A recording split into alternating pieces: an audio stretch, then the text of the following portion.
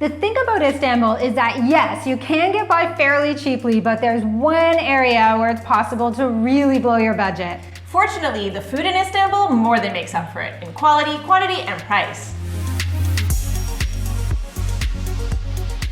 If you're new to our channel, I'm Stephanie. And I'm Gillian. We're a couple who retired early and headed off for a life of adventure. So if you're looking for more on early retirement and slow travel, you can subscribe for a new video every week. To everyone who's been following our adventures, welcome back. This is the episode you've been waiting for, the highlights of our month here in Turkey. And now that the month is over, we're actually heading off to a new country. It's one in Europe that we've never been to before. But today, it's all about Turkey.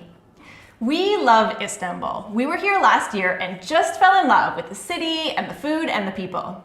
When we were deciding where to go after 3 months in Croatia, Turkey was one of the few countries still open to Canadians. The rest of Europe was locking down due to COVID, so it was an easy decision to make our way back here.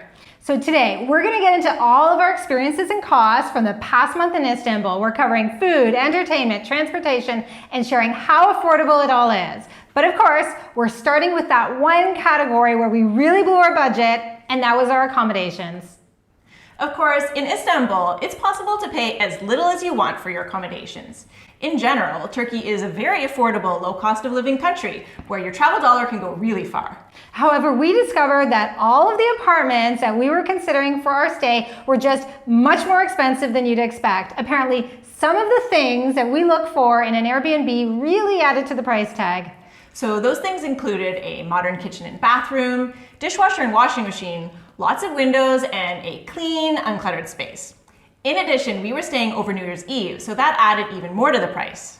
If you look on Numbeo, you'll see that an average one-bedroom apartment in the city center costs just $300 USD for a month for a long-term rental. Well, we can tell you we paid a lot more than that. Our Airbnb is a studio apartment.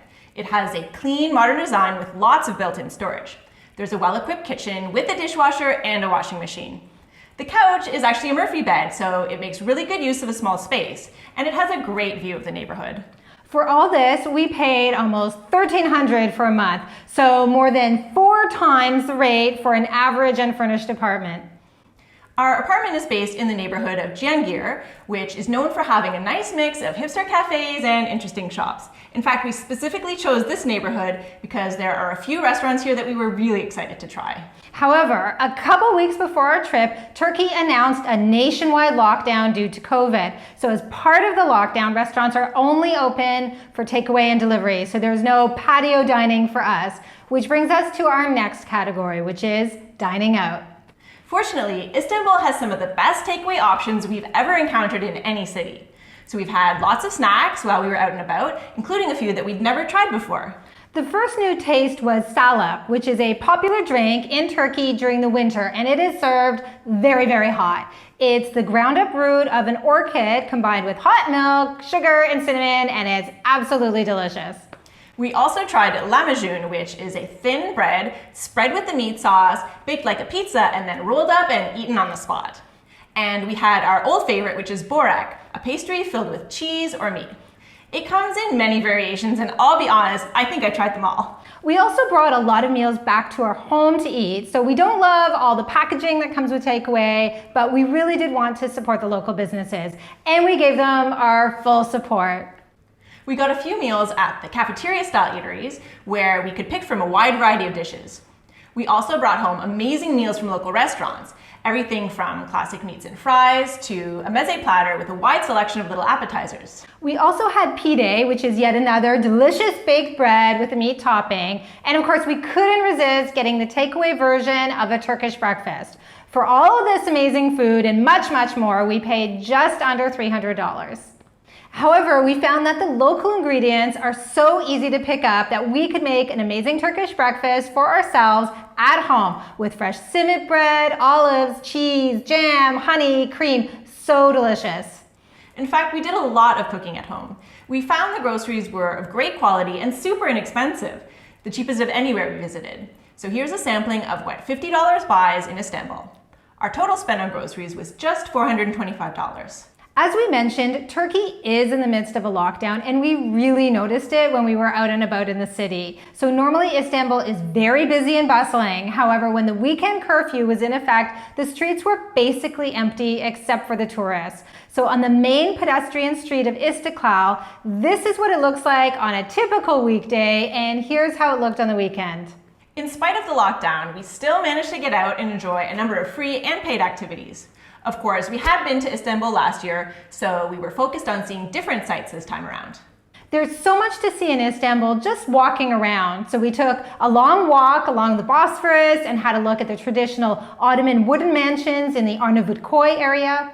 Closer to our own neighborhood, we got to enjoy the shops and eateries along Istiklal with lots of views of the 14th century Galata Tower. We also took a ferry to the Asian side of Istanbul and spent a morning in Kadıköy enjoying the markets and all the street buzz. For paid attractions, we both went to the Dolmabahce Palace, which is a 19th century palace with European influences. If you're looking to get your fill of gilt and crystal chandeliers, this is definitely worth the $16 admission price to explore both the palace and the harem. For a look at the Ottoman Empire in the 15th century, I also went to the Topkapi Palace and Harem. So much of the site is undergoing restoration, but what's available for viewing is still quite magnificent. I also popped into the Pera Museum for a look at some regional modern art, which was a great place to spend a rainy afternoon. So our total spend on entertainment was $51. Normally we're all for taking public transit, but because of COVID, we primarily took cabs to get around the city.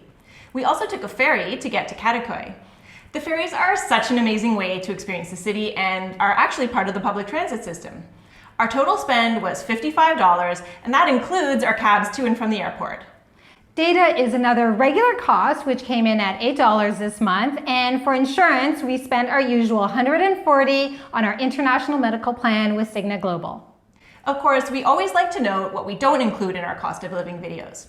Any personal expenses like clothing or technology, any gifts or donations, and any costs related to our dogs. The grand total for a month in Istanbul came in just over $2,200. So even with our pricey Airbnb rental, this makes Istanbul one of our lowest cost destinations of the entire year. The only place that came in lower was Fethiye, a small city on the coast of Turkey where we stayed last January. A month there only cost $1,500, but our accommodations were much more modest and we certainly didn't eat out as much. Our takeaway on Istanbul is that it offers an incredible city experience and also incredible value, and we definitely see ourselves coming back here again. If you want to see for yourself how Istanbul compares to our other destinations, you can check out our entire cost of living series by clicking on the link right here.